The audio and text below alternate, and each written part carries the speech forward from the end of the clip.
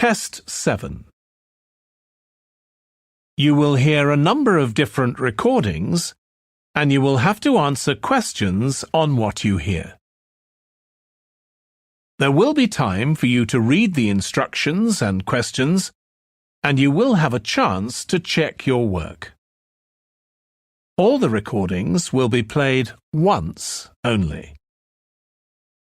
The test is in 4 sections. At the end of the test, you will be given 10 minutes to transfer your answers to an answer sheet. Now turn to Section 1.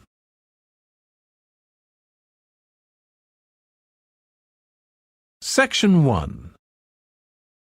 You will hear a man telephoning a friend to find out about their local public library. First, you have some time to look at questions 1 to 4.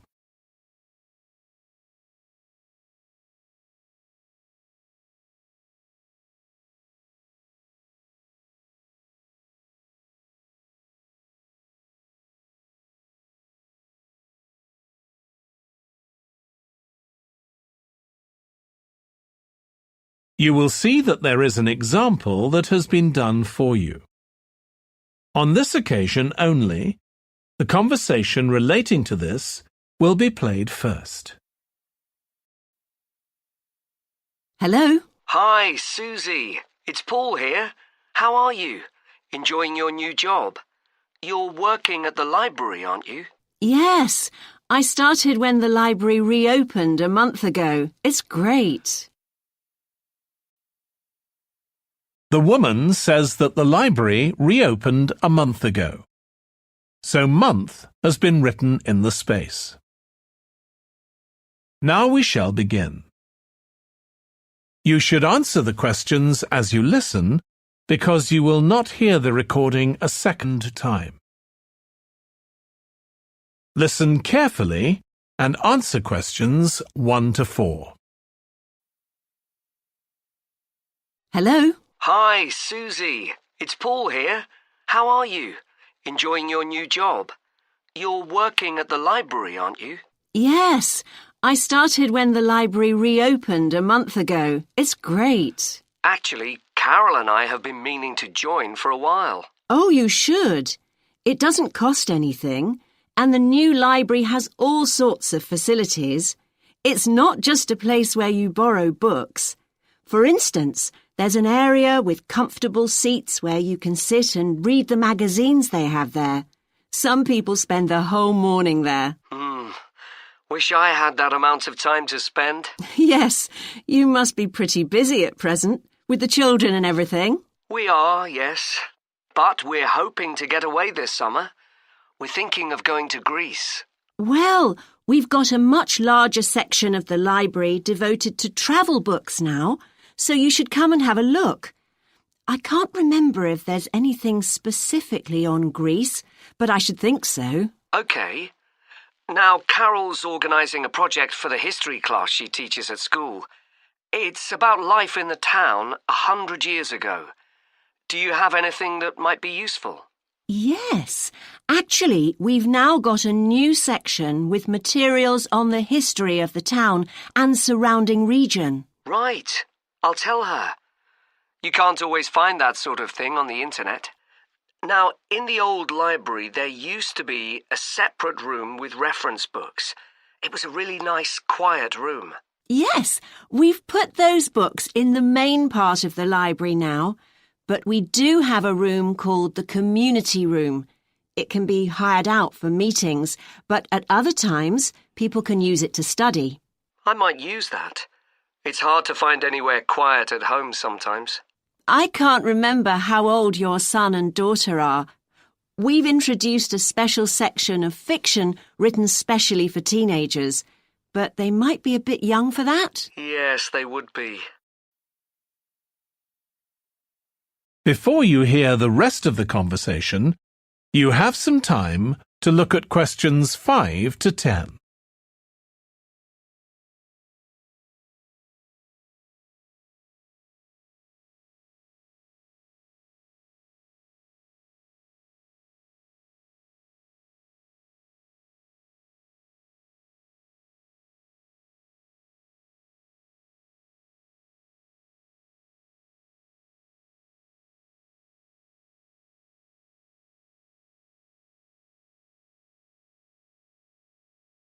Now listen and answer questions 5 to 10. Well, we do have lots of activities for younger children. Yes? For example, we have a science club. At the next meeting, they're going to be doing experiments with stuff that everyone has in the kitchen, sugar and flour and so on. They might be interested, yes. And we have a competition for children called Reading Challenge. That doesn't begin until after the end of term. They have to read 6 books, and they get a certificate if they manage it. So that gives them something to do while they're on holiday, instead of getting bored. That's the idea. And there's special activities for adults too. On Friday, we have a local author called Tanya Streep, who's going to be talking about her new novel. It's called Catch the Mouse, and she based the story on a crime that actually took place here years ago. Right. We're not free on Friday, but I'll look out for the book. Now, this probably isn't for you, but we do have IT support available for members. We get quite a few older people coming along who are wanting to get up to speed with computer technology. It's on Tuesday mornings. They don't need to make an appointment or anything. They just turn up. Well, my mother might be interested. I'll let her know. OK. And there's another service which you wouldn't expect from a library, which is a free medical checkup. The hospital arranges for someone to come along and measure the level of sugar in your blood, and they check cholesterol levels at the same time. Really? Yes, but that's only for the over 60s, so you wouldn't qualify. OK. Well, I'll tell my mother. She might be interested. What other information? Well, we do have a little shop with things like wall charts and greetings cards, and also stamps, so you can post the cards straight away, which is really useful. Yeah. Well, I'll bring the children round at the weekend and we'll join. Oh, one more thing. I'll be bringing the car. Is there parking available? Yes, and it's free in the evening and at weekends. Perfect. Well, thanks, Susie. See you soon. That is the end of section 1. You now have half a minute to check your answers.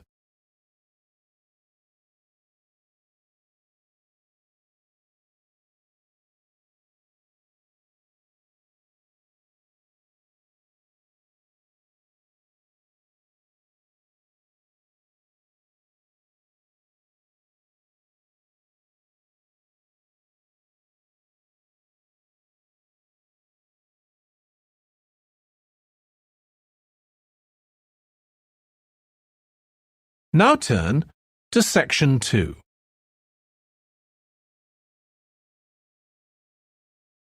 Section 2. You will hear part of a training session for new employees at a large travel company. First, you have some time to look at questions 11 to 17.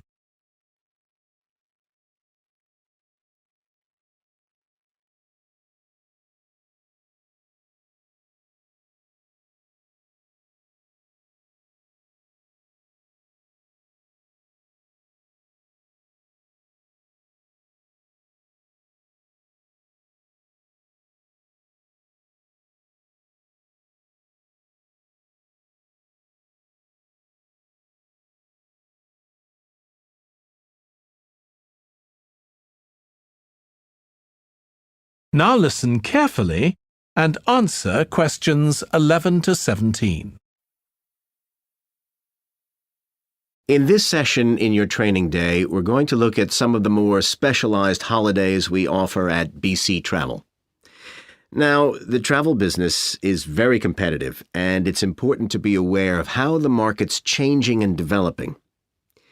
In terms of age groups, the over 65s are an important market, and one that's increasing steadily year on year. The fewest holidays are taken by the 31 to 42-year-olds, and that figure shows no sign of rising. The biggest market at present is still the youngest group, the 16 to 30s, but this group's also seen the biggest drop over the last few years, whereas there's a noticeable growth in the number of holidays taken by the 55 to 64-year-olds. As far as the 43 to 54-year-olds are concerned, bookings there are steady, but I have to say we haven't seen the increase we expected. One trend we're noticing with nearly all age groups is the growing popularity of holidays in which clients do some kind of specialized activity. I'm not talking here about adventure holidays where clients take part in high-risk activities like white water rafting just for the thrill of it. Activity holidays usually involve rather less high-risk sports or things like art and music. They're not necessarily cheaper than ordinary holidays, often the opposite, in fact, but they do often take place outside the main tourist centers, which gives an opportunity for clients to find out more about the local people and customs. And many say this is one of the most positive features of these holidays. Of course, they offer the chance to develop a new skill or talent, but clients often say that more than this, it's the chance to create lasting relationships with other like-minded people. That's the main draw.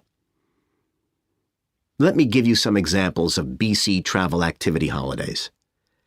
Our painting holidays take place in 4 different centers in France and Italy, and they're very popular with clients of all abilities from beginners onwards. We've got an excellent team of artists to lead the classes. Some of them have been with us from the start, and 5 additional ones will be joining us this year so that we can offer a greater number of classes in each center. As far as cooking holidays are concerned, I know a lot of agents offer holidays where clients cook recipes related to one particular country, usually the one they're staying in, but we focus on dishes from a great many different ones. Apart from that, you'll find the usual emphasis on good quality organic ingredients. That's more or less a given nowadays, and there are generally some meat-free recipes included. Our photography holidays take place in a wide range of countries from Iceland to Vietnam, and clients have the opportunity to see some stunning scenery. Groups are small, no more than 8, so clients can have one-on-one tuition during the holiday, and excursions are arranged with fully trained guides.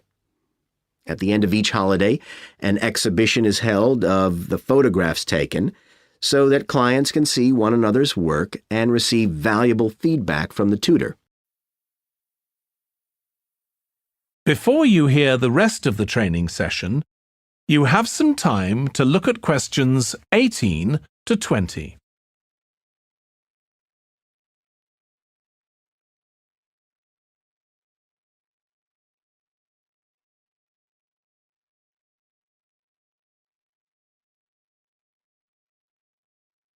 Now listen and answer questions 18 to 20. Finally, let me tell you about our fitness holidays. In Ireland and Italy, we run one-week general fitness classes for all ages and levels of fitness. Clients start the course with a consultation with a trainer, and together they draw up an individual program. As well as improving general fitness, clients find that they end up losing much of the stress they've built up in their daily lives.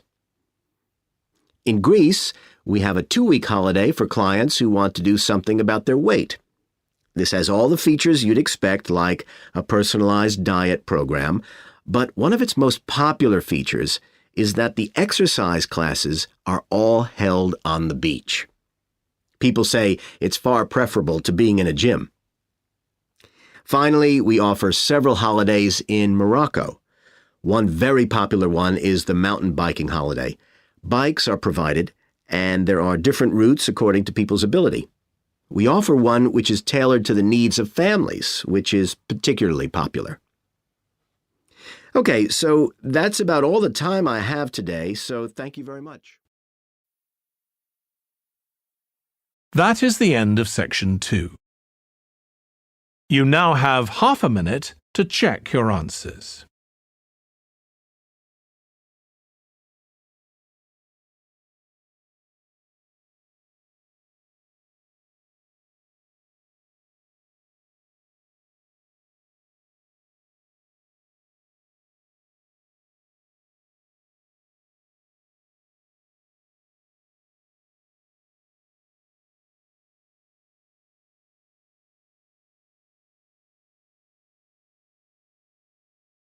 Now turn to Section 3.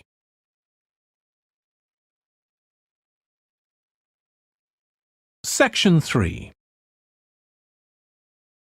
You will hear two tourism students called Natalie and Dave talking about the tourism case study they are doing. First, you have some time to look at questions 21 to 26.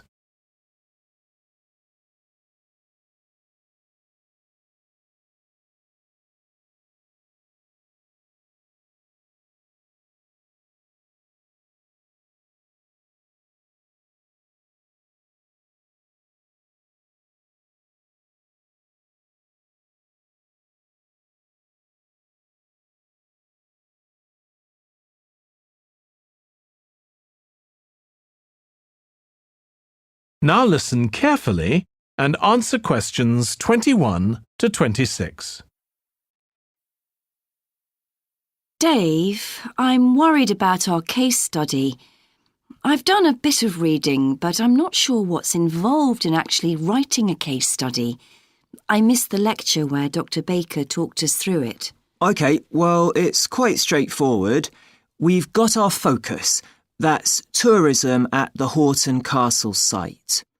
And you said you'd done some reading about it? Yes, I found some articles and made notes of the main points. Did you remember to keep a record of where you got the information from? Sure, I know what a pain it is when you forget that. OK, so we can compare what we've read. Then we have to decide on a particular problem or need at our site. And then think about who we're going to interview to get more information. OK, so who'd that be? The people who work there? And presumably some of the tourists too? Yes, both those groups. So we'll have to go to the site to do that, I suppose. But we might also do some of our interviewing away from the site. We could even contact some people here in the city, like administrators involved in overseeing tourism. OK, so we'll need to think about our interview questions and fix times and places for the meetings. It's all going to take a lot of time. And if we can, we should ask our interviewees if they can bring along some numerical data that we can add to support our findings. And photographs? I think we have plenty of those already. But Dr. Baker also said we have to establish with our interviewees whether we can identify them in our case study or whether they want to be anonymous. Oh, I wouldn't have thought of that. OK, once we've got all this information, I suppose we have to analyse it. Yes, put it all together and choose what's relevant to the problem we're focusing on, and analyse that carefully to find out if we can identify any trends or regularities there. That's the main thing at this stage, rather than concentrating on details or lots of facts. OK, and then once we've analysed that, what next? Well, then we need to think about what we do with the data we've selected to make it as clear as possible to our readers. Things like graphs or tables or charts. Right. Then the case study itself is mostly quite standard. We begin by presenting the problem and giving some background, then go through the main sections. But the thing that surprised me is that in a normal report, we'd end with some suggestions to deal with the problem or need we identified. But in a case study, we end up with a question or a series of questions to our readers, and they decide what ought to be done. Oh, I hadn't realised that. Before you hear the rest of the discussion, you have some time to look at questions 27 to 30.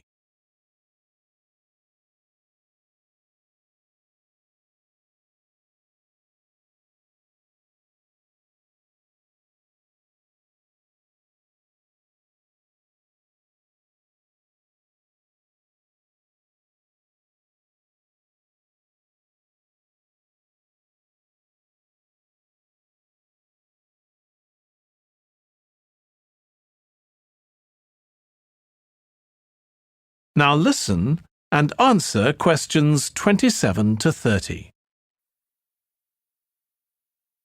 So, basically, the problem we're addressing in our case study of the Horton Castle site is why so few tourists are visiting it.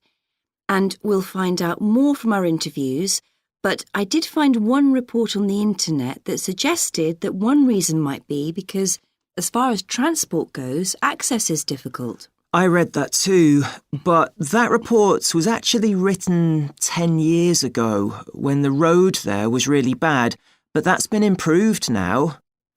And I think there's plenty of fascinating stuff there for a really good day out, but you'd never realise it from the castle website. Maybe that's the problem. Yes, it's really dry and boring. I read somewhere a suggestion that what the castle needs is a visitor centre. So we could have a look for some information about that on the internet. What would we need to know? Well, who'd use it for a start? It'd be good to know what categories the visitors fell into too, like school parties or retired people. But I think we'd have to talk to staff to get that information. OK, and as we're thinking of suggesting a visitor centre, we'd also have to look at potential problems. I mean, obviously it wouldn't be cheap to set up. No, but it could be a really good investment. And as it's on a historical site, it'd need to get special planning permission, I expect. That might be hard. Right, especially as the only possible place for it would be at the entrance, and that's right in front of the castle. But it could be a good thing for the town of Horton. At present, it's a bit of a ghost town. Once they've left school and got any skills or qualifications, the young people all get out as fast as they can to get jobs in the city, and the only people left are children and those who've retired. Right. Something else we could investigate would be the potential damage that tourists might cause to the castle site. I mean, their environmental impact. At present, the tourists can just wander around wherever they want. But if numbers increase, there might have to be some restrictions, like sticking to marked ways. And there'd need to be guides and wardens around to make sure these are enforced. Yes, we could look at that too. OK, well, we certainly managed. That is the end of section 3. You now have half a minute to check your answers.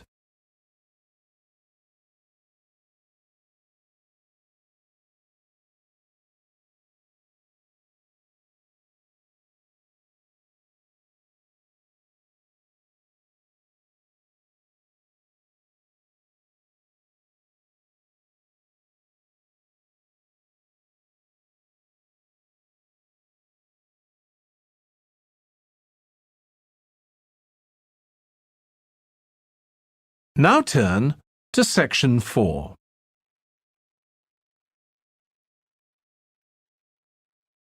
Section 4.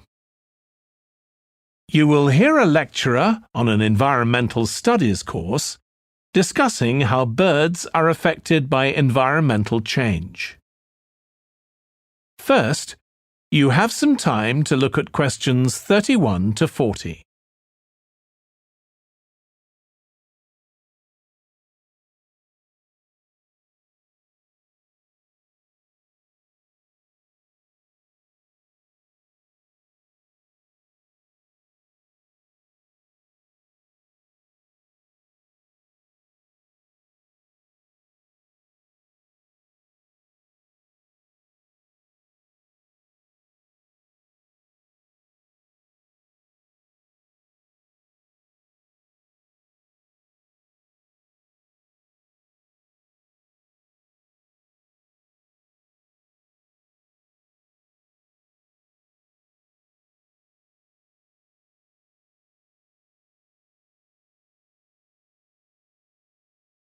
Now listen carefully and answer questions 31 to 40. OK, so we've been looking at how man-made changes in our environment can affect wildlife. Now, I'll discuss a particular example. Let's take a look at mercury. Mercury's one of the 120 or so elements that make up all matter, and it has the symbol Hg. It's a shiny, silvery substance. You may have seen it in old-fashioned thermometers, but it's not used much for domestic purposes now because it's highly toxic. But the problem is that the amount of mercury in the environment's increasing. The main reason for this is the power plants used to produce electricity. The main source of energy that most of them use is still coal, and when it's burned, it releases mercury into the atmosphere. Some of this gets deposited into lakes and rivers, and if it's ingested by a fish, it's not excreted. It stays in the fish's body, and it enters the food chain. So, it's been known for some time that birds which eat fish may be affected. But what wasn't known until quite recently is that those that eat insects can also be affected. So, a woman called Claire Varian Ramos is doing some research on how this is affecting birds. And rather than looking at how many birds are actually killed by mercury poisoning, she's looking for more subtle sub-effects. And these may be to do with the behaviour of the birds, or with the effect of mercury on the way their brain works, so whether it leads to problems with memory, for example. And she's particularly focusing on the effects of mercury on bird song. Now, the process of song learning happens at a particular stage in the bird's development, and what you may not know is that a young bird seems to acquire this skill by listening to the songs produced by its father, rather than by any other bird. And Varian Ramos has already found in her research that if young male birds are exposed to mercury, if they eat food contaminated with mercury, then the songs they produce aren't as complex as those produced by other birds. So, quite low-level exposure to mercury is likely to have an impact on male birds in a natural situation because it can mean that they're less attractive to female birds, and so it can affect their chances of reproduction.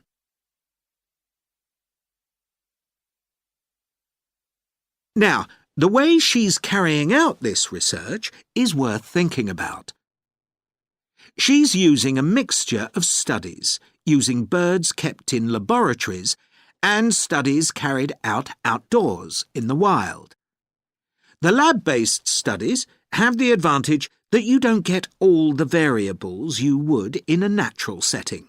So, the experimenter has a much higher level of control, and that means they can be more confident about their results in some ways. And of course, they don't have to worry about going out and finding the birds in order to observe them. So, what are the implications here for humans? Well, because many birds are migratory, they may be transporting mercury far from contaminated sites. For example, it's been found that ducks who'd been feeding at a contaminated site were later shot by hunters over 1,000 kilometres away, and presumably eaten. But these birds likely had mercury levels high enough to warrant concern for human consumption. In addition, going back to song learning by birds, we saw that this may be affected by mercury contamination. Well, we also know that in humans, mercury causes developmental delays in the acquisition of language, And in fact, this process is very similar in the brain regions it involves, and even the genes that are involved. But mercury contamination has other important implications for humans as well. It's now known that an unborn child can be affected if the food eaten by its mother contains high levels of mercury, and these effects can be quite substantial. In the end, it comes down to whether more value is placed on human economic well-being or environmental well-being. It's true there are new regulations for mercury emissions from power plants, but these will need billions of dollars to implement and increase costs for everyone. Some argue that's too much to pay to protect wildlife. But as we've seen, the issues go beyond that, and I think it's an issue we need to consider very carefully. That is the end of section 4. You now have half a minute to check your answers.